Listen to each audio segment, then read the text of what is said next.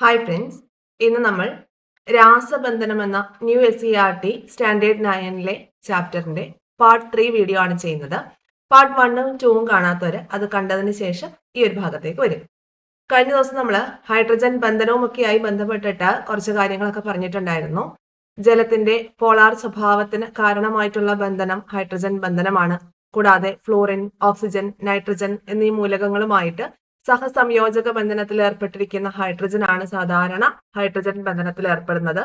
കൂടാതെ ammonia, HF, protein, nucleic acid ഇതൊക്കെ എന്താണ് ഹൈഡ്രജൻ ബന്ധനമുള്ള തന്മാത്രകൾക്ക് ഉദാഹരണമാണ്. സഹസംയോജക ബന്ധനം നമ്മൾ ഡീറ്റെയിൽ ആയിട്ട് പഠിച്ചു അല്ലെ. ഇനി സംയോജകതയാണ് നോക്കാനുള്ളത്. സംയോജകത അല്ലെങ്കിൽ വാലൻസി. അപ്പൊ ഇപ്പൊ നമ്മള് ആറ്റങ്ങൾ തമ്മിൽ സംയോജിക്കുന്ന കാര്യം അല്ലെ, സംയോജിച്ച തന്മാത്രകളാവുമ്പോൾ അവയ്ക്കിടയിൽ ഇലക്ട്രോൺ കൈമാറ്റം, ഒന്നുകിൽ ഇലക്ട്രോൺ കൈമാറ്റം ചെയ്യപ്പെടാം അല്ലെങ്കിൽ ഇലക്ട്രോൺ പങ്കുവയ്ക്കാം. അതായത് ഒന്നുകിൽ സഹസംയോജക ബന്ധനം ഉണ്ടാകാം അല്ലെങ്കിൽ അയോണിക ബന്ധനം ഉണ്ടാവാം എന്ന കാര്യം നമ്മൾ പഠിച്ചു. രാസപ്രവർത്തനത്തിൽ ഏർപ്പെടുമ്പോൾ ഒരാറ്റം വിട്ടുകൊടുക്കുകയോ സ്വീകരിക്കുകയോ പങ്കുവയ്ക്കുകയോ ചെയ്യുന്ന ഇലക്ട്രോണുകളുടെ എണ്ണത്തിനെയാണ് അതിന്റെ സംയോജകത എന്ന് പറയുന്നത്. സംയോജകത അല്ലെങ്കിൽ വാലൻസി എന്ന് പറയുന്നത്. രാസപ്രവർത്തനത്തിൽ ഏർപ്പെടുമ്പോൾ ഒരാറ്റം ഒന്നുകിൽ വിട്ടുകൊടുക്കുന്ന ഇലക്ട്രോണുകളുടെ എണ്ണം അല്ലെങ്കിൽ സ്വീകരിക്കുന്ന ഇലക്ട്രോണുകളുടെ എണ്ണം, അതും അല്ലെങ്കിൽ പങ്കുവയ്ക്കുന്ന ഇലക്ട്രോണുകളുടെ എണ്ണം, ഇതിനെയാണ് എന്ത് പറയുക? സംയോജകത എന്ന് പറയുന്നത്. ഇനി സോഡിയം ക്ലോറൈഡിന്റെ രൂപീകരണം നമ്മൾ പഠിച്ചതാ. അപ്പൊ അവിടെ സോഡിയം ഒരു ഇലക്ട്രോണിനെ വിട്ടുകൊടുത്തിട്ട് എന്ത് ചെയ്യും? സോഡിയം അയോൺ ആയിട്ട് മാറും, Na+ ആയിട്ട് മാറും. ക്ലോറിൻ ആ ഒരു ഇലക്ട്രോണിനെ സ്വീകരിച്ചുകൊണ്ട് Cl- ആയിട്ട് മാറും. അപ്പോ സോഡിയത്തിന്റെയും ക്ലോറിന്റെയും സംയോജകത എന്ന് പറയുന്നത് 1 വീതമായിരിക്കും. മനസ്സിലാവുന്നുണ്ടോ? സോഡിയം വിട്ടുകൊടുക്കുന്ന, അത് 11 സോഡിയത്തിന്റെ ആറ്റോമിക നമ്പർ. 2, 8, 1 എന്നുള്ളതാണ് അതിന്റെ ഇലക്ട്രോണിക് കോൺഫിഗറേഷൻ എന്ന് പറയുന്നത്. 2, 8, 1. അപ്പൊ ഈ ലാസ്റ്റ് ഷെല്ലിലുള്ള ഒരു ഇലക്ട്രോൺ, അതാണ് അതിന്റെ സംയോജകത എന്ന് പറയുന്നത്. ഓക്കെ, വിട്ടുകൊടുക്കുന്ന ഇലക്ട്രോണുകളുടെ എണ്ണമാണ് ഇവിടുത്തെ സംയോജകത സോഡിയത്തിന്റെ കേസിൽ. ഇനി ക്ലോറിന്റെ കേസിൽ 17 അല്ലേ ആറ്റോമിക് നമ്പർ? 2, 8, 7. അപ്പൊ ഇവിടെ നോക്കിയേ, 7. ഇവിടെ ലാസ്റ്റ് ഷെല്ലിൽ ഇലക്ട്രോണുകളുടെ എണ്ണം 7 ഒരെണ്ണം കൂടി ഇങ്ങ് സ്വീകരിക്കുകയാണെങ്കിൽ നമ്മുടെ ക്ലോറിൻ സ്റ്റെബിലിറ്റി അറ്റൈൻ ചെയ്യാനായിട്ട് പറ്റും. അപ്പൊ 1 ആരുടെ? ക്ലോറിന്റെ സംയോജകത എന്ന് പറയുന്നത്. അപ്പൊ ക്ലോറിന്റെയും സോഡിയത്തിന്റെയും സംയോജകത NaCl ഫോം ചെയ്യുന്ന സമയത്ത് എന്താണ്? 1 തന്നെയാണ്. ഹൈഡ്രജൻ ക്ലോറൈഡ് രൂപീകരിക്കുന്നതിൽ ഹൈഡ്രജന്റെ ഒരു ഇലക്ട്രോണും ക്ലോറിന്റെ ഒരു ഇലക്ട്രോണുമാണ് ഷെയർ ചെയ്യപ്പെടുന്നത്, പങ്കുവയ്ക്കുന്നത്. അപ്പൊ അവിടെയും ഹൈഡ്രജന്റെയും ക്ലോറിന്റെയും സംയോജകത എത്രയാണ്? 1 തന്നെയാണ്. മനസ്സിലാവുന്നുണ്ടോ? ഇനി ദേ ഇവിടെ അന്തർ തന്മാത്രാ ബലങ്ങൾ അല്ലെങ്കിൽ ഇന്റർ മോളിക്കുലാർ ഫോഴ്സിനെ കുറിച്ച് പറയുന്നുണ്ട്. തന്മാത്രകൾക്കിടയിൽ 2 തരം ബന്ധനങ്ങൾ നമ്മൾ പഠിച്ചു. സഹസംയോജക ബന്ധനം, അയോണിക ബന്ധനം എന്ന 2 കാര്യങ്ങൾ. അപ്പൊ അതിനൊക്കെ പുറമെ സൂക്ഷ്മ കണങ്ങൾ, അതായത് ആറ്റങ്ങൾ, തന്മാത്രകൾ, ഇവ തമ്മിലുള്ള ആകർഷണ വികർഷണ ബലങ്ങളെ അന്തർ തന്മാത്രാ ബലങ്ങൾ എന്ന് വിളിക്കുന്നു. ഹൈഡ്രജൻ ബന്ധനം എന്ന് പറയുന്നത് ഇത്തരത്തിലുള്ള ഒരു അന്തർ തന്മാത്രാ ബലത്തിന് ഉദാഹരണമാണ്. ഇന്റർ മോളിക്കുലാർ ഫോഴ്സിന് ഉദാഹരണമാണ്. തന്മാത്രകളിൽ എന്തുണ്ട്? സഹസംയോജക ബന്ധനം ഉണ്ടായിരിക്കാം അല്ലെങ്കിൽ അയോണിക ബന്ധനം ഉണ്ടായിരിക്കാം. ഈ ബന്ധനങ്ങൾക്കൊക്കെ പുറമെ ആറ്റങ്ങളും തന്മാത്രകളും തമ്മിൽ ഒരു ആകർഷണ വികർഷണ ബലങ്ങളൊക്കെ ഉണ്ട്. ആ ബലങ്ങൾക്ക് ഒരു ഉദാഹരണമായിട്ടാണ് നമ്മൾ ഹൈഡ്രജൻ ബന്ധനം പഠിച്ചത്. മനസ്സിലാവുന്നുണ്ടോ? അപ്പോ ഈ ഹൈഡ്രജൻ ബന്ധനം എന്ന് പറയുന്നത് അന്തർ തന്മാത്രാ ബലങ്ങൾക്ക് ഉദാഹരണമാണ്. തന്മാത്രകൾക്കിടയിലുള്ള ബലത്തിന് ഉദാഹരണം, അന്തർ തന്മാത്രാ ബലത്തിന് ഉദാഹരണമാണ്. ഇനിതേ നമ്മൾ നേരത്തെ പറഞ്ഞ NaClന്റെ കേസിൽ സോഡിയത്തിന്റെ ആറ്റോമിക നമ്പർ 11, ഇലക്ട്രോണിക വിന്യാസം 2, 8, 1 എന്ന രീതിയിലാണ്. അവിടെ പങ്കുവയ്ക്കുന്ന ഇലക്ട്രോണുകളുടെ എണ്ണം എന്ന് പറയുന്നത്, പങ്കുവയ്ക്കല്ല, എന്താണ് ചെയ്യുന്നത്? വിട്ടുകൊടുക്കുകയാണ് ചെയ്യുന്നത് അല്ലെ, കൈമാറ്റം ചെയ്യാണ് ചെയ്യുന്നത്. അപ്പൊ അവിടെ ഒരു ഇലക്ട്രോൺ കൈമാറ്റം ചെയ്യപ്പെടുന്നു. സംയോജകത 1. ക്ലോറിന്റെ കേസിലാണെങ്കിലോ, ക്ലോറിന്റെ കേസിൽ 2, 8, 7 എന്ന രീതിയിലാണ്. അപ്പൊ ഔട്ടർ മോസ്റ്റ് ഷെല്ലിൽ ഒരു ഇലക്ട്രോണും കൂടി വന്നാല് ഓക്കെ അല്ലെ, ക്ലോറിന്റെ കേസ്. അപ്പോ അവിടെ സ്വീകരിക്കുകയാണ് ചെയ്തത്, ക്ലോറിൻ ഇലക്ട്രോണിനെ സ്വീകരിക്കുകയാണ് ചെയ്തത്. ഇനി അടുത്തത് MgO, മെഗ്നീഷ്യം. മെഗ്നീഷ്യത്തിന്റെ കേസിൽ ആറ്റോമിക് നമ്പർ മെഗ്നീഷ്യത്തിന് 12 12. മെഗ്നീഷ്യത്തിന്റെ 12. ഓക്കെ, മെഗ്നീഷ്യത്തിന്റെ ആറ്റോമിക നമ്പർ 12 നമുക്ക് അതിന്റെ ഇലക്ട്രോണിക് കോൺഫിഗറേഷൻ എങ്ങനെ എഴുതാനായിട്ട് പറ്റും? 2, 8, 2 അല്ലെ, 2, 8, 2 എന്ന് എഴുതാം. ഇനി ഓക്സിജന്റെ കേസിലാണെങ്കിൽ ആറ്റോമിക് നമ്പർ എത്രയാ ഓക്സിജന്റെ 8. കുറെ എണ്ണത്തിന്റെ ആറ്റോമിക് നമ്പർ ഒക്കെ നമ്മൾ പഠിച്ചു വെക്കണം കേട്ടോ. ഓക്കെ, നമുക്ക് പീരിയോഡിക് ടേബിളിലേക്ക് വരുമ്പോൾ അതൊക്കെ എങ്ങനെയെങ്കിലും കോഡൊക്കെ ഉപയോഗിച്ച് പഠിക്കാം.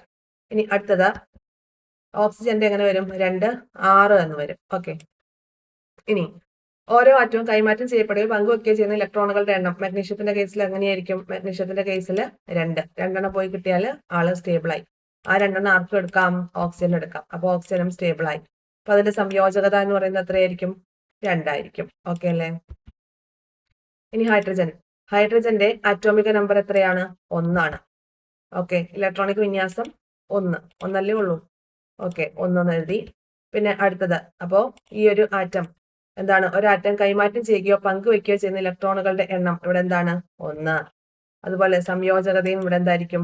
1. ഓക്കെ അല്ലേ? ഇനി ഫ്ലൂറിന്റെ കേസിൽ ഫ്ലൂറിന്റെ 9 ആണ് ആറ്റോമിക് നമ്പർ 9. അപ്പോ 2, 7 എന്ന് നമുക്ക് എഴുതാം. 2, 7. ഓക്കെ, ഇനി കൈമാറ്റം ചെയ്യപ്പെടുന്ന ഇലക്ട്രോണുകളുടെ എണ്ണം അല്ലെ സ്വീകരിക്കുന്ന ഇലക്ട്രോണുകളുടെ എണ്ണം എന്ന് പറയുമ്പോൾ 1 അല്ലെ? 7 ഉണ്ടല്ലോ ലാസ്റ്റ് ഷെല്ലില്. ഒന്നുകൂടെ കിട്ടിയാൽ അങ്ങ് സ്റ്റേബിൾ ആവും. ഓക്കെ, അപ്പൊ ഇവിടെ സംയോജക നമുക്ക് എങ്ങനെ എഴുതാം? 1 എന്ന് എഴുതാം. ഓക്കെ, ഇനി CCl4 കാർബണിന്റെ 6 അല്ലേ? 2ഉം 4ഉം ആയിട്ട് എഴുതാം. അപ്പം 4 ഇലക്ട്രോൺ ആണ് ഇവിടെ വരുന്നത് അല്ലെ? സംയോജകതയും 4 തന്നെ. ഓക്കെ, അപ്പൊ ബാക്കിയുള്ള കാര്യങ്ങൾ നിങ്ങൾക്ക് കംപ്ലീറ്റ് ചെയ്യാലോ. H2O കംപ്ലീറ്റ് ചെയ്യാനായിട്ട് കിട്ടുമല്ലോ. ഓക്കെ, ഇനി അടുത്തൊരു ഭാഗത്തേക്ക് വരാം.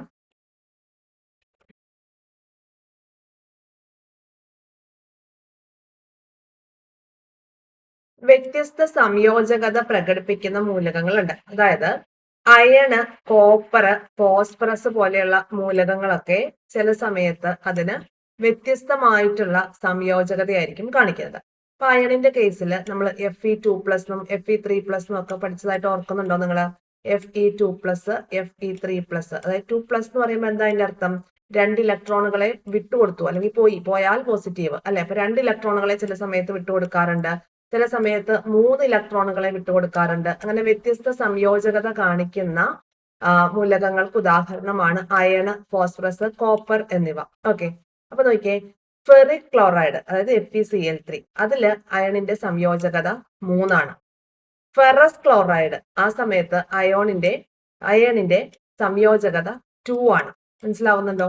അപ്പോ പിന്നെ അതുപോലെ കോപ്പർ 1, 2 എന്നീ സംയോജകതകൾ പ്രകടിപ്പിക്കാറുണ്ട്. കോപ്പറിന്റെ സംയുക്തമായിട്ടുള്ള കുപ്രസ് ഓക്സൈഡിലാണെങ്കിൽ കോപ്പറിന്റെ സംയോജകത 1 ആയിരിക്കും.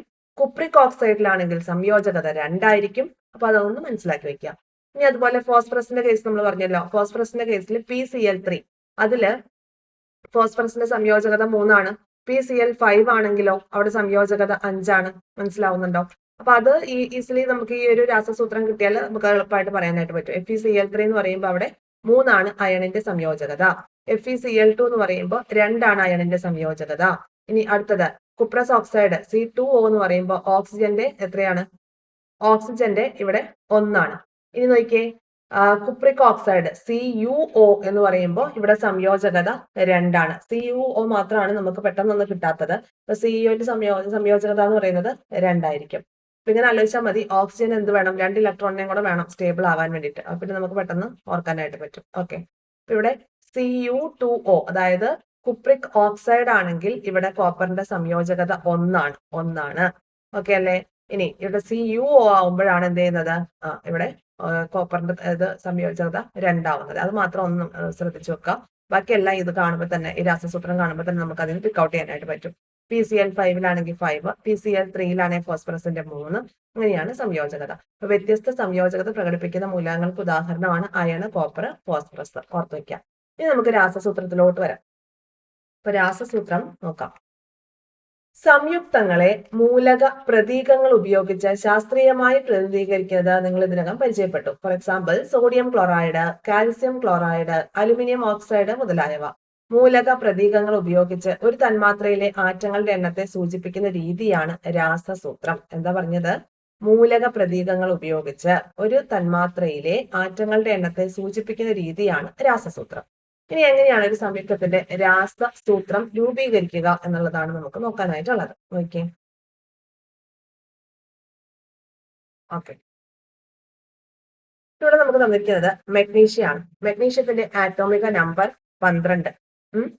മെഗ്നീഷ്യത്തിന്റെ ഇലക്ട്രോൺ വിന്യാസം 2, 8, 2. ഈ ലാസ്റ്റ് ഉള്ള 2 ഇലക്ട്രോണിനെ എന്ത് ചെയ്യും? വിട്ടുകൊടുക്കും. ഓക്കെ. ഇനി അടുത്തത് ഫ്ലോറിൻ. ഫ്ലോറിന്റെ കേസിൽ 9 ആണ്, 2, 7 എന്നാണ് വരിക അല്ലെ. അപ്പൊ 7 ഇലക്ട്രോൺ ഇത് സ്റ്റേബിൾ ആവണേ എന്ത് ചെയ്യണം? ഒരെണ്ണത്തിനെ തിരിച്ചിങ്ങോട്ട് മേടിക്കണം അല്ലെ. അപ്പൊ അങ്ങനെ വരുമ്പോ മെഗ്നീഷ്യം വിട്ടുകൊടുക്കുന്ന ഇലക്ട്രോണുകളെ സ്വീകരിക്കാൻ അല്ലെ. അപ്പൊ ഇവിടെ നോക്കിയാൽ ഇവിടെ 1 ഇലക്ട്രോൺ മതിയേ അല്ലെ. 1 ഇലക്ട്രോൺ ഇങ്ങോട്ട് സ്വീകരിക്കുകയാണ് വേണ്ടത്. ഇവിടെയാണെങ്കിൽ 2 ഇലക്ട്രോണും ഉണ്ട്. അപ്പൊ ഒരു കാര്യം ചെയ്തോ, മെഗ്നീഷ്യം ഇവിടെ 2 ഇലക്ട്രോണുകൾ വിട്ടുകൊടുത്തിട്ടുണ്ട്. 1 ഇലക്ട്രോണിനെ മാത്രം ആര് സ്വീകരിക്കുള്ളൂ? ഒരു ഫ്ലോറിൻ ആറ്റം സ്വീകരിക്കുള്ളൂ. അപ്പൊ 2 ഫ്ലോറിൻ ആറ്റം ഉണ്ടെങ്കിൽ ഈ 2 എണ്ണവും സ്വീകരിക്കും. മെഗ്നീഷ്യം വിട്ടുകൊടുക്കുന്ന ഇലക്ട്രോണുകളെ സ്വീകരിക്കാൻ 2 ഫ്ലോറിൻ ആറ്റം നമുക്കിവിടെ ആവശ്യമാണ്. അപ്പൊ മെഗ്നീഷ്യം ഫ്ലോറൈഡ് ഉണ്ടാകുമ്പോൾ ഒരു മെഗ്നീഷ്യം ആറ്റം 2 ഫ്ലോറിൻ ആറ്റങ്ങളുമായിട്ടാണ് സംയോജിക്കുക. അതുകൊണ്ട് മെഗ്നീഷ്യം ഫ്ലോറൈഡിന്റെ രാസസൂത്രം MgF2 എന്നായിരിക്കും. ഓക്കെ. അടുത്തത് ആറ്റങ്ങളുടെ സംയോജകതയിൽ നിന്ന് രാസസൂത്രം കണ്ടെത്തുന്നത് എങ്ങനെയാണെന്ന് നോക്കാം. ആദ്യം അലുമിനിയം ഓക്സൈഡ്. അലുമിനിയം ഓക്സൈഡിലെ ഘടകമൂലകങ്ങൾ ഏതൊക്കെയാണ്? ഒന്ന് അലുമിനിയം, വേറൊന്ന് ഓക്സിജൻ. ഓക്കെ.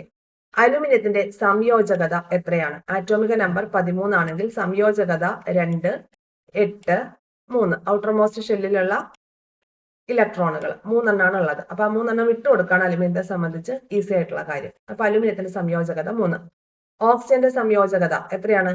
ആറ്റോമിക നമ്പർ 8 ആണ്, 2, 6 എന്നാണ് ഇലക്ട്രോണിക് കോൺഫിഗറേഷൻ. 2 ഇലക്ട്രോണിനെ ഇങ്ങോട്ട് കിട്ടുകയാണ് ആർക്ക് സുഖം? ഓക്സിജന് സ്റ്റെബിലിറ്റി അറ്റൈൻ ചെയ്യാനായിട്ട് സാധിക്കുന്നത്. അപ്പൊ അങ്ങനെ അലുമിനിയം 3 എണ്ണത്തിന് പുറത്തോട്ട് വിടും അല്ലെ. പക്ഷെ ഓക്സിജന് 2 എണ്ണം മതി. അപ്പൊ അങ്ങനെ വരുമ്പോ ഇലക്ട്രോൺ നെഗറ്റിവിറ്റി കുറഞ്ഞ മൂലകത്തിന്റെ പ്രതീകം ആദ്യം വരത്തക്ക രീതിയിൽ ഘടകമൂലകങ്ങളുടെ പ്രതീകങ്ങൾ എടുത്ത് എഴുതണം. അപ്പൊ നമ്മൾ രാസസൂത്രം എഴുതുന്നത് എങ്ങനെയാണെന്ന് പഠിച്ചത്. അപ്പൊ അതിൽ ഫസ്റ്റ് പോയിന്റ് ശ്രദ്ധിക്കേണ്ട ഇതാണ്, ഇലക്ട്രോൺ നെഗറ്റിവിറ്റി കുറവുള്ളത് ഏതാണോ ആദ്യം നമ്മൾ സംയുക്തത്തിലെ ഘടകമൂലകങ്ങളുടെ സംയോജകതകൾ കണ്ടുപിടിക്കണം. ഓക്കെ. ബാലൻസ് കണ്ടുപിടിക്കണം. എന്നിട്ട് ഇലക്ട്രോൺ നെഗറ്റിവിറ്റി കുറഞ്ഞ മൂലകത്തിന്റെ പ്രതീകം ആദ്യം വരത്തക്ക രീതിയിൽ ഘടകമൂലകങ്ങളുടെ പ്രതീകങ്ങൾ എടുത്തെഴുതണം അല്ലെ. ഇപ്പൊ നമുക്കറിയാം ഇലക്ട്രോൺ നെഗറ്റിവിറ്റി ഇവിടെ കൂടിയത് ഓക്സിജൻ ആണ്. അലുമിനിയം ആദ്യം എഴുതണം, ഓക്സിജൻ രണ്ടാമത് എഴുതി. ഓരോ മൂലകത്തിന്റെയും സംയോജകതകൾ പരസ്പരം മാറ്റി പാദാംഗമായി എഴുതുക. ഇപ്പൊ ശരിക്കും എങ്ങനെയാ വരിക? ഇവിടെ നമ്മൾ കണ്ടുപിടിച്ചു ഇതിന് സംയോജകത 3 ആണ്, അലുമിനിയത്തിന്റെ 3 ആണ്. ഓക്കെ. അലുമിനിയം 3 ആണ്. ഓക്സിജന്റെ സംയോജകത 2 ആണ് അല്ലെ. ഇനി ഇത് നമ്മൾ രണ്ടും ക്രോസ് ചെയ്യാം. അലുമിനിയത്തിന് താഴെ 2 എഴുതുക, ഈ 3 ഓക്സിജന്റെ താഴെ എഴുതുക.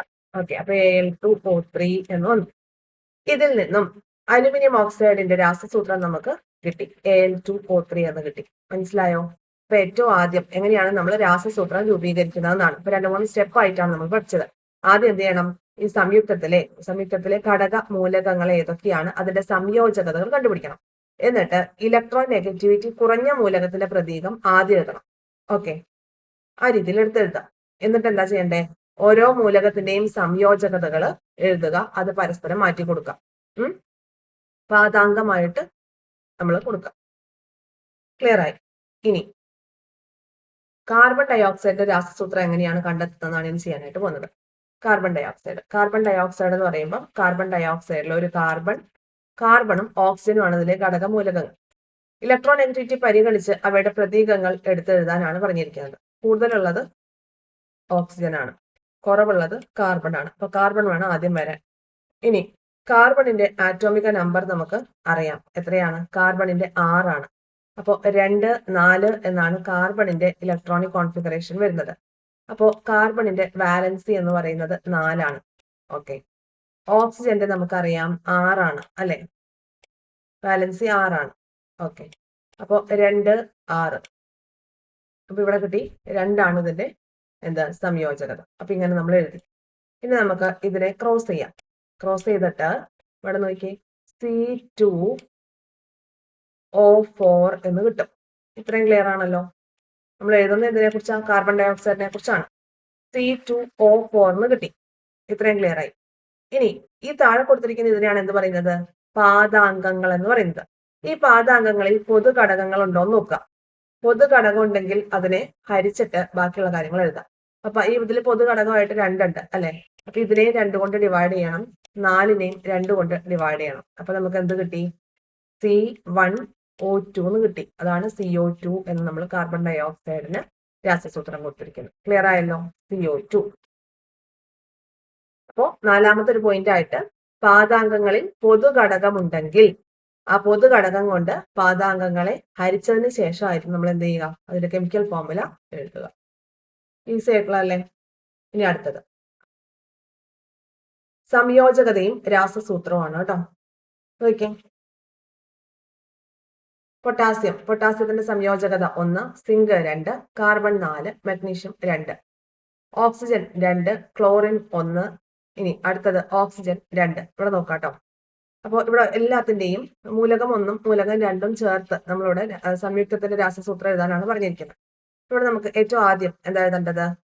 Potassium oxide. ആദ്യം നമുക്ക് എന്താ എഴുതാം? K. ശരിക്കും ഇങ്ങനെയല്ലേ വരിക? ഇത് K1 അല്ലെ? പിന്നെ ഓക്സിജന്റെ O2. ഇനി നമ്മൾ എന്ത് ചെയ്യണം? ഈ പാദാംഗങ്ങൾ പരസ്പരം വെച്ച് മാറണം. അപ്പൊ K2O എന്ന് വരും. K2O. ക്ലിയർ അല്ലേ? ഇനി അടുത്തത് സിങ്ക് ക്ലോറിന്. അപ്പോ സിങ്ക് ക്ലോറൈഡ്. അപ്പൊ എങ്ങനെ വരും? സിങ്കിന്റെ താഴെ 2 വരും, ക്ലോറിന്റെ താഴെ 1 വരും. പരസ്പരം വെച്ച് മാറുമ്പോ സിങ്ക് ക്ലോറൈഡ് ZnCl2. മനസ്സിലാവുന്നുണ്ടല്ലോ അല്ലെ? ZnCl2 എന്ന് വരും. ഇനി അടുത്തത് കാർബണും ക്ലോറിനും. Carbon 4, chlorine 1. C4Cl1 എന്നാണ് എഴുതുക, അല്ലെ? C4Cl എന്നാണ് എഴുതുക. അത് നേരെ തിരിച്ചിടണ്ടേ? അപ്പൊ എന്ത് വരും? CCl4, carbon tetra chloride. അടുത്തത് മെഗ്നീഷ്യവും ഓക്സിജനും. Mg2O2. പരസ്പരം വെച്ച് മാറുമ്പോൾ വീണ്ടും Mg2O2. പൊതുവായിട്ടുള്ള ഘടകങ്ങളെ ഡിവൈഡ് ചെയ്യണം, അല്ലെ? ഡിവൈഡ് ചെയ്യുമ്പോൾ 2/2, 2/2. അപ്പൊ എന്ത് വരും? MgO, magnesium oxide.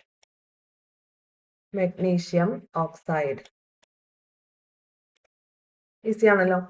ഇനി അടുത്തത് ആസിഡുകളുടെയും ബേസുകളുടെയും രാസസൂത്രം എഴുതുന്ന വിധമാണ് ഇനി നമ്മൾ നോക്കാനായിട്ട് പോകുന്നത്.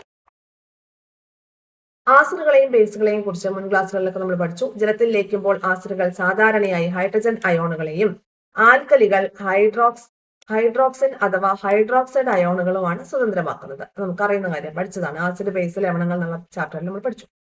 ആസിഡുകളും ബേസുകളും തമ്മിൽ പ്രവർത്തിച്ച് ലവണവും ജലവും ഉണ്ടാവുന്നു. പഠിച്ചതല്ലേ? ഇത്തരം പ്രവർത്തനത്തെയാണ് എന്ത് പറയുക? നിർവീരീകരണ പ്രവർത്തനം അല്ലെങ്കിൽ ന്യൂട്രലൈസേഷൻ റിയാക്ഷൻ എന്ന് പറയുന്നത്. ആസിഡ് ബേസ് തമ്മിൽ പ്രവർത്തിച്ച് സാൾട്ടും ലവണങ്ങളും ഉണ്ടാകുന്നു. ആ പ്രവർത്തനത്തിനെ ന്യൂട്രലൈസേഷൻ റിയാക്ഷൻ എന്ന് പറയുന്നു. ആസിഡുകളുടെ രാസസൂത്രം എഴുതുന്നത് എങ്ങനെയാണ്? നോക്കിയേ, ഹൈഡ്രോക്ലോറിക് ആസിഡിൽ ഏതെല്ലാം അയോണുകളാണ് ഉള്ളത്?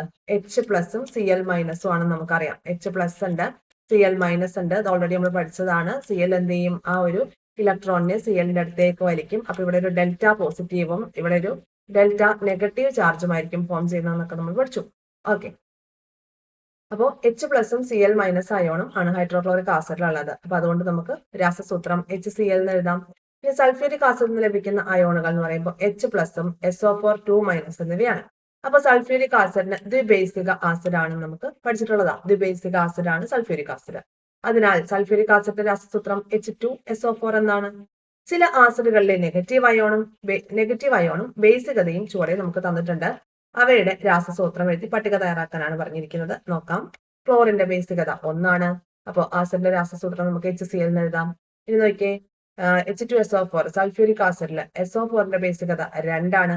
ഓക്കെ, ഇനി അടുത്തത് PO4 3-. അപ്പൊ ഇവിടുത്തെ ബേസികത എന്ന് പറയുന്നത് 3 ആണ്. അപ്പൊ നോക്കിയേ, എങ്ങനെ എഴുതാം? നമുക്ക് H3PO4 എന്ന് എഴുതാം. H3PO4. ഇനി അടുത്തത് NO3 ബേസികത 1 എന്ന് കൊടുത്തിട്ടുണ്ട്. അപ്പൊ നമുക്ക് എങ്ങനെ എഴുതാം? HNO3. ആസിഡല്ലേ? ആസിഡല്ലേ? പൊതു ഘടകമല്ലേ ഹൈഡ്രജൻ?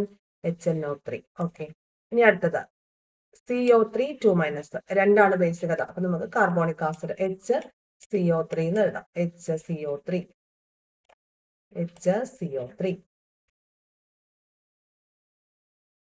H2 ഉണ്ടല്ലോ അല്ലെ? 2 ഉണ്ട്. H2CO3 കേട്ടോ.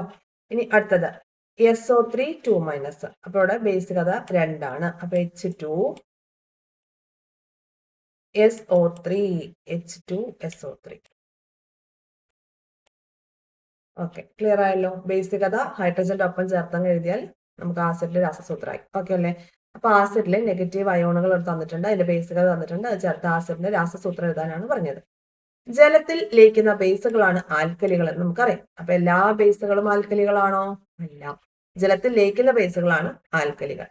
പോസിറ്റീവ് അയോണുകളുടെ ചാർജിന് തുല്യമായിട്ടുള്ള എണ്ണം OH മൈനസ് അയോണുകളാണ് ആൽക്കലികൾ ഉണ്ടാവുക. പോസിറ്റീവ് അയോണുകളുടെ ചാർജിന് തുല്യമായിട്ടുള്ള OH മൈനസ് അയോണുകളാണ് ആൽക്കലിയിൽ ഉണ്ടാവുന്നത്. ജലത്തിൽ ലയിക്കുന്ന ബേസുകളെ ആൽക്കലികൾ എന്ന് പറയുന്നു. പോസിറ്റീവ് അയോണുകളുടെ ചാർജിന് തുല്യമായിട്ടുള്ള എണ്ണം OH മൈനസ് അയോണുകൾ ആൽക്കലിയിൽ ഉണ്ടാകും. അടുത്ത നോക്കിയേ, സോഡിയം ഹൈഡ്രോക്സൈഡ്. സോഡിയം ഹൈഡ്രോക്സൈഡിലെ പോസിറ്റീവ് അയോൺ ഏതാണ്? സോഡിയം ഹൈഡ്രോക്സൈഡ് എന്ന് പറയുമ്പോൾ NaOH. അപ്പൊ അതിനകത്ത് പോസിറ്റീവ് അയോൺ ഏതാണ്? Na ആണ്. Na plus sodium. Na plus ion ആണ് പോസിറ്റീവ് അയോൺ അല്ലെങ്കിൽ കാറ്റയോൺ.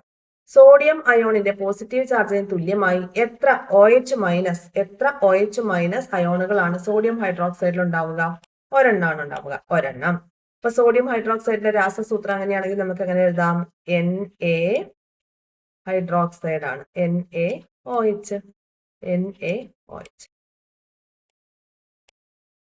സോഡിയം ഹൈഡ്രോക്സൈഡിന്റെ രാസസൂത്രം. അപ്പൊ നോക്കിയേ, സോഡിയം ഹൈഡ്രോക്സൈഡിലെ പോസിറ്റീവ് അയോൺ Na പ്ലസ് ആണ്. അപ്പൊ ഈ Na പ്ലസ് എന്ന് പറയുമ്പോൾ ഇവിടെ ഒന്നേ ഉള്ളൂ. അപ്പൊ സോഡിയം അയോണിന്റെ പോസിറ്റീവ് ചാർജ് എത്രണ്ണം ഉണ്ടോ അത്രയും തന്നെ അയോണുകളാണ് ഹൈഡ്രോക്സൈഡിൽ ഉണ്ടാവുന്നത്. അപ്പൊ നോക്കിയേ, സോഡിയം അയോണിന്റെ പോസിറ്റീവ് ചാർജിന് തുല്യമായിട്ട് ഒരു OH അയോൺ ആണ് സോഡിയം ഹൈഡ്രോക്സൈഡിൽ ഉണ്ടാവുന്നത്.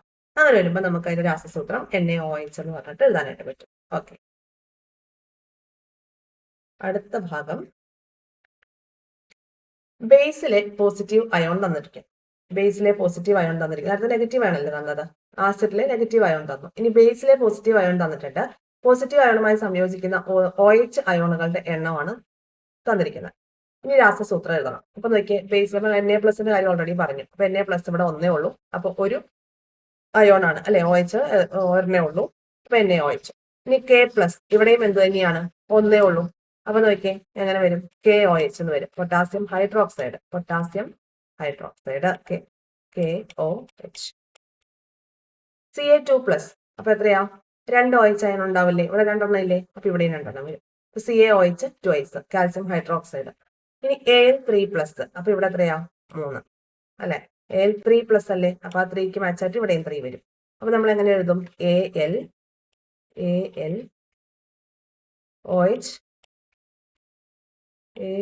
ALOH ത്രൈസ് എന്ന് എഴുതണം. ALOH thrice. Aluminium hydroxide. ഇനി Fe3 പ്ലസ് ആണ് വന്നിരിക്കുന്നത്. Fe3 പ്ലസ് ആവുമ്പോൾ ഇവിടെ 3 തന്നെ.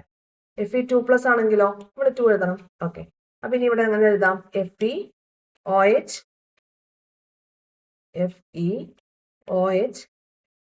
ത്രൈസ് എന്ന് എഴുതണം. Okay, FeOH thrice. ഇനി അടുത്തത് Cu2 പ്ലസ് അല്ലേ? അപ്പൊ ഇവിടെ 2 വരും. അപ്പൊ ഇവിടെ രാസസൂത്രം എങ്ങനെ വരും? CuOH ട്വൈസ് എന്ന് വരും. CuOH twice. Cupric hydroxide. അപ്പൊ ക്ലിയർ ആയില്ലേ? ഇനി ലവണങ്ങളുടെ രാസസൂത്രം. ആസിഡും ബേസും തമ്മിൽ റിയാക്ട് ചെയ്തിട്ട് സാൾട്ടും വാട്ടറാണ് ഉണ്ടാവുന്നത് നമുക്കറിയാം. അതായത് നിർവീരീകരണ പ്രവർത്തനമാണ്. ആസിഡും ബേസും തമ്മിൽ നിർവീരീകരണ രാസപ്രവർത്തനത്തിലൂടെ ലവണവും ജലവും ഉണ്ടാകുമെന്ന് നമ്മൾ പഠിച്ചിട്ടുണ്ട്. ആസിഡിലെ നെഗറ്റീവ് അയോണും ബേസിലെ പോസിറ്റീവ് അയോണും ചേർന്ന് ലവണം ഉണ്ടാവും. നമ്മൾ Na പ്ലസിന്റെ Cl മൈനസിന്റെയും കാര്യം പറഞ്ഞു അല്ലെ? അപ്പൊ Na പ്ലസ് അയോണും Cl മൈനസ് അയോണും ചേർന്ന് NaCl എന്ന് പറയുന്ന ലവണം ഉണ്ടായി. സോഡിയം ക്ലോറൈഡ് എന്ന സാൾട്ട് ഉണ്ടായി അല്ലെ? അപ്പൊ നോക്കിയേ, ലവണങ്ങൾ വൈദ്യുതപരമായി നിർവീര്യമാണ്. സാൾട്ട് വൈദ്യുതപരമായി ഇലക്ട്രിക്കലി ന്യൂട്രൽ ആണ്. പോസിറ്റീവ് അയോണുകളുടെയും നെഗറ്റീവ് അയോണുകളുടെയും ചാർജുകളുടെ തുക 0 ആകത്തക്ക തരത്തിലായിരിക്കും ലവണങ്ങൾ രൂപീകരിക്കുമ്പോൾ അവയിലെ അയോണുകൾ സംയോജിക്കുക. അതുകൊണ്ടാണ് ലവണങ്ങൾ വൈദ്യുതപരമായി നിർവീര്യമാണ് എന്ന് പറയുന്നത്. മനസ്സിലാവുന്നുണ്ടോ? അപ്പോ NaOH എന്ന് പറയുന്ന ഒരു ബേസും HCl എന്ന് പറയുന്ന ആസിഡും തമ്മിൽ റിയാക്ട് ചെയ്തിട്ടാണ് NaCl എന്ന് പറയുന്ന ലവണം ഇവിടെ ഫോം ചെയ്തത്. മനസ്സിലാവുന്നുണ്ടോ? അപ്പോ എത്ര ഹൈഡ്രോക്സൈഡ് ഉണ്ടോ അതിന് ആനുപാതികമായിട്ടുള്ള ഹൈഡ്രജൻ അയോണുകളും ഉണ്ട്. അപ്പൊ ഇവ തമ്മിൽ എന്ത് ചെയ്യും? ഇവയുടെ ചാർജുകൾ തമ്മിൽ പരസ്പരം ക്യാൻസൽ ആയി പോകും. ഓക്കെ, പൂജ്യമായി പോകും. അങ്ങനെ വരുമ്പോൾ ഈ സാൾട്ടിന് എന്തില്ല? ചാർജ് ഇല്ല, അല്ലെങ്കിൽ വൈദ്യുതപരമായി നിർവീര്യമാണ് ലവണങ്ങൾ. ക്ലിയർ ആവുന്നുണ്ടോ? അപ്പോൾ നമ്മുടെ ഹൈഡ്രോക്ലോറിക് ആസിഡും സോഡിയം ഹൈഡ്രോക്സൈഡും തമ്മിൽ പ്രവർത്തിക്കുമ്പോൾ NaOHലെ Na+, HClലെ Cl- എന്നിവ ചേർത്ത് NaCl ഉണ്ടാവുന്നു. ലവണങ്ങൾ വൈദ്യുതപരമായി നിർവീര്യമാണ്.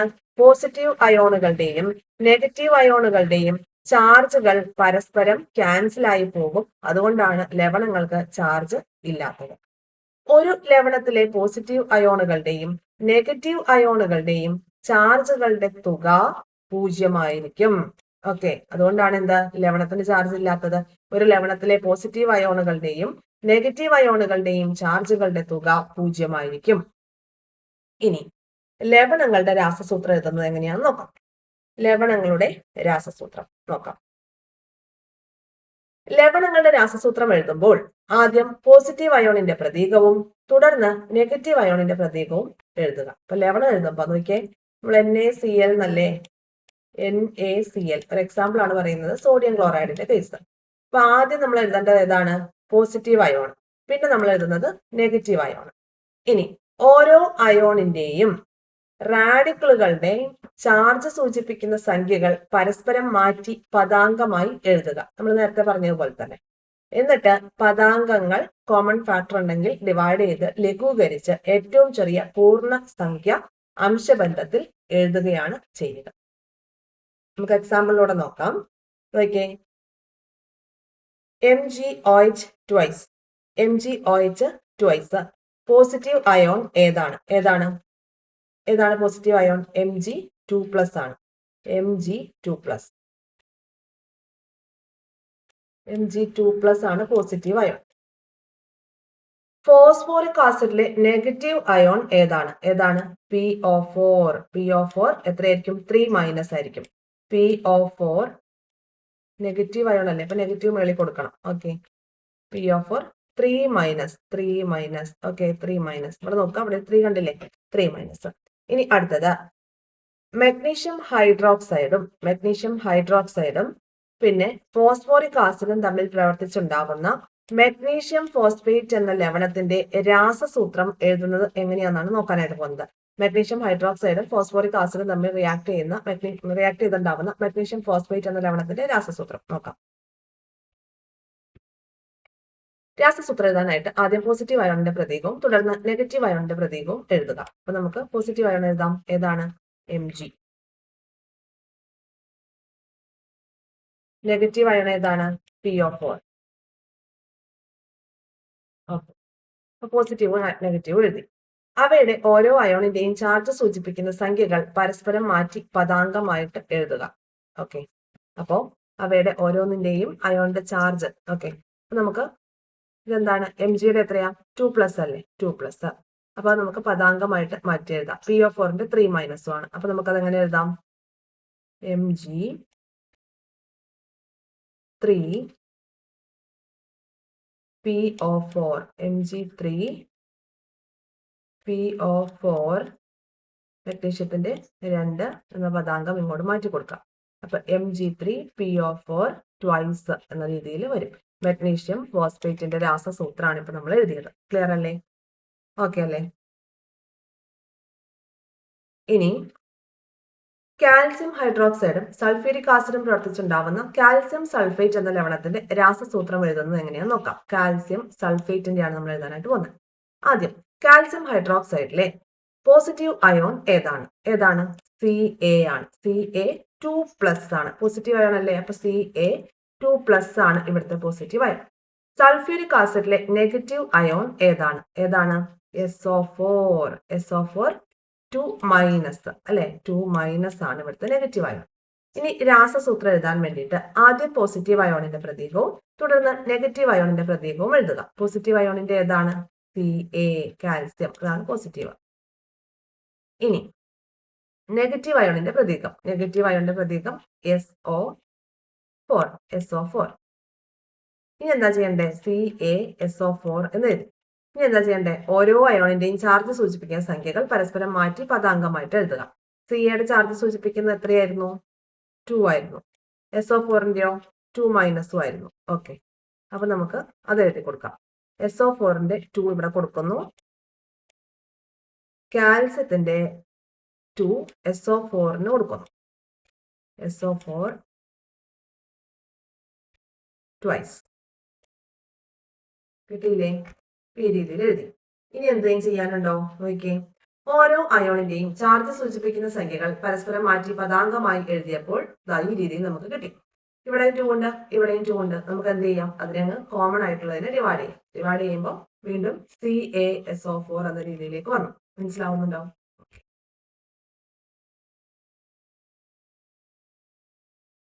ഇനി അടുത്തത്, ഇവിടെ ചില പോസിറ്റീവ് അയോണുകളും നെഗറ്റീവ് അയോണുകളും നമുക്ക് തന്നിട്ടുണ്ട്. ഇവ ചേർത്തുണ്ടാവുന്ന ലവണങ്ങളുടെ പേരും രാസസൂത്രമാണ് എഴുതേണ്ടത്. MgCl. അപ്പൊ എന്താണ്? മാഗ്നീഷ്യം ക്ലോറൈഡ് അല്ലേ? Magnesium chloride. നമുക്ക് രാസസൂത്രം എഴുതാം. രാസസൂത്രം മാഗ്നീഷ്യം ക്ലോറൈഡ് എങ്ങനെ വരും? MgCl2 magnesium chloride. ഇനി മാഗ്നീഷ്യം അയോണും സൾഫേറ്റ് അയോണും ഉണ്ട്. ഇവ തമ്മിൽ പ്രവർത്തിച്ചുണ്ടാവുന്ന ലവണത്തിന്റെ രാസസൂത്രമാണ് നമ്മൾ എഴുതാനായിട്ട് പോകുന്നത്. മാഗ്നീഷ്യം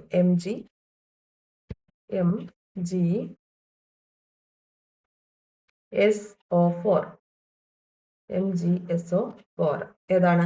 മാഗ്നീഷ്യം സൾഫേറ്റ് ആണ്. ഇനി Ca2+ കാർബണേറ്റ് അയോൺ CO3 2-. അപ്പോ എങ്ങനെയാ അത് എഴുതുക? CaCO3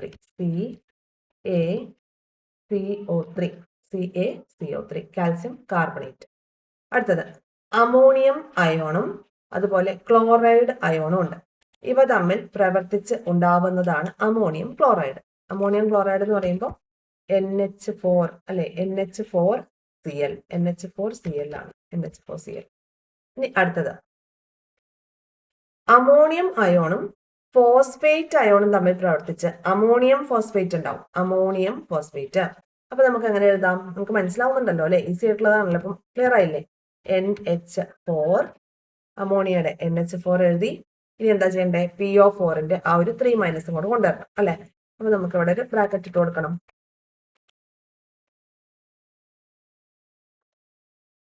NH4 3 കൊടുക്കാനില്ലേ? ഇവിടെ 3 ഉണ്ട്. NH4 thrice. പിന്നെന്താ ഉള്ളത്? പിന്നെ ഈ ഒരു PO4 കൂടെ കൊടുക്കണം. ഓക്കെ, PO4 ക്ലിയർ ആയി. ഇനി അടുത്തത് കാൽസ്യം അയോണും ഫോസ്ഫേറ്റ് അയോണും തമ്മിൽ പ്രവർത്തിച്ച് കാൽസ്യം ഫോസ്ഫേറ്റ് ഉണ്ടാവും. കാൽസ്യം ഫോസ്ഫേറ്റ്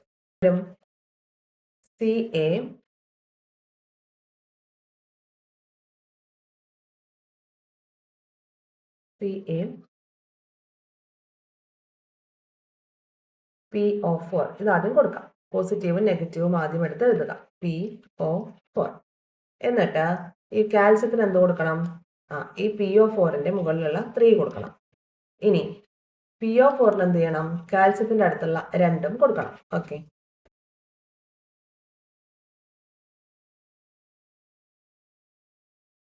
പരസ്പരം മാറ്റി കൊടുക്കണം. ഓക്കെ, അപ്പൊ എങ്ങനെ വന്നു? Ca3 PO4 twice എന്ന് വന്നു. ഇനി സോഡിയം അയോണും സൾഫേറ്റ് അയോണും തമ്മിൽ പ്രവർത്തിച്ച് സോഡിയം സൾഫേറ്റ് ഉണ്ടാവും. Sodium sulphate. അപ്പൊ സോഡിയം Na അതിനെന്ത് കൊടുക്കണം? ഈ സൾഫേറ്റ് അയോണിന്റെ മുകളിലുള്ള 2. അപ്പൊ Na2 ആയി. Na2. പിന്നെന്താ വരേണ്ടത്? SO4. SO4. ക്ലിയർ അല്ലേ ഇത്രയും കാര്യങ്ങള്? Mg2+ Cl-. അപ്പൊ എങ്ങനെ വന്നു നോക്കിയേ. ഈ Mg നമ്മൾ അതുപോലെ എഴുതി, Cl അതുപോലെ എഴുതി. Mgയുടെ മുകളിലുള്ള ഈ 2 എന്ന് പറയുന്നത് Cl2ന് കൊടുത്തു. ഓക്കെ അല്ലേ? എന്താ പറയാ? പാദാംഗമായിട്ട് കൊടുത്തു. ഇനി Mg2+ SO4 2-. അപ്പൊ നമ്മൾ Mg2 എന്ന് കൊടുക്കും, SO4 twice എന്ന് കൊടുക്കും. രണ്ടിന്റെയും കോമൺ ഫാക്ടർ ആയിട്ടുള്ള 2 ക്യാൻസൽ ചെയ്തിട്ട് MgSO4 ആവും. ഈസി അല്ലേ? അതേപോലെ തന്നെയാണ് ഇവിടെ CaCO3ക്ക് രണ്ടിനും 2 ഉണ്ട്, പക്ഷെ അത് ക്യാൻസൽ ആയി പോകും അല്ലെ? പൊതുവായിട്ടുള്ള ഘടകത്തെ നമുക്ക് ക്യാൻസൽ ചെയ്ത് കളയാം. ഓക്കെ ആണ്? ഈ ഒരു ഭാഗം ക്ലിയർ ആയല്ലോ അല്ലെ? ഒന്ന് ശ്രദ്ധിച്ച് പഠിക്കാനുള്ളതേ ഉള്ളൂ. വലിയ ബുദ്ധിമുട്ടുകളും കാര്യങ്ങളും ഒന്നുമില്ല. 3 പാർട്ടായിട്ടാണ് നമ്മൾ ഈ രാസബന്ധനം എന്ന ചാപ്റ്റർ കംപ്ലീറ്റ് ചെയ്തത്. കാരണം കെമിസ്ട്രി ബേസ് ഇല്ലാത്ത, സയൻസ് ബേസ് ഇല്ലാത്തവരെ കൂടി നമ്മൾ പരിഗണിക്കണമല്ലോ. അതുകൊണ്ടാണ് ഇങ്ങനെ 3 പാർട്ടായിട്ട് ചെയ്തത്. അപ്പോൾ വളരെ സിമ്പിൾ ആയിട്ടാണ് ഈ ഒരു ചാപ്റ്റർ നമ്മൾ കംപ്ലീറ്റ് ചെയ്തത് അല്ലെ? നിങ്ങൾക്ക് മനസ്സിലായെന്ന് വിശ്വസിക്കുന്നു. നമ്മുടെ ക്ലാസ്സുകളൊക്കെ നിങ്ങൾക്ക് യൂസ്ഫുൾ ആവുന്നുണ്ടോ? തീർച്ചയായിട്ടും കമന്റ് ബോക്സിൽ പറയുക. പിന്നെ എളുപ്പമായിട്ട് ക്ലാസ്സുകളൊക്കെ പഠിക്കാനായിട്ട് പറ്റുന്നുണ്ട്, ഫോളോ ചെയ്യാൻ പറ്റുന്നുണ്ട് എന്നൊക്കെ ഉണ്ടെങ്കിൽ സബ്സ്ക്രൈബ് ചെയ്ത് സപ്പോർട്ട് ചെയ്യുക. ഷെയർ ചെയ്ത് ഫ്രണ്ട് സർക്കിളിലേക്ക് കൂടി എത്തിക്കാനായിട്ട് പ്രത്യേകം ശ്രദ്ധിക്കുക. നമ്മുടെ ടെലഗ്രാം ചാനലിലേക്ക് കൂടി ജോയിൻ ചെയ്തേക്കാം കേട്ടോ. ഇത്രയും കാര്യങ്ങളൊക്കെ ഉള്ളൂ. Thank you.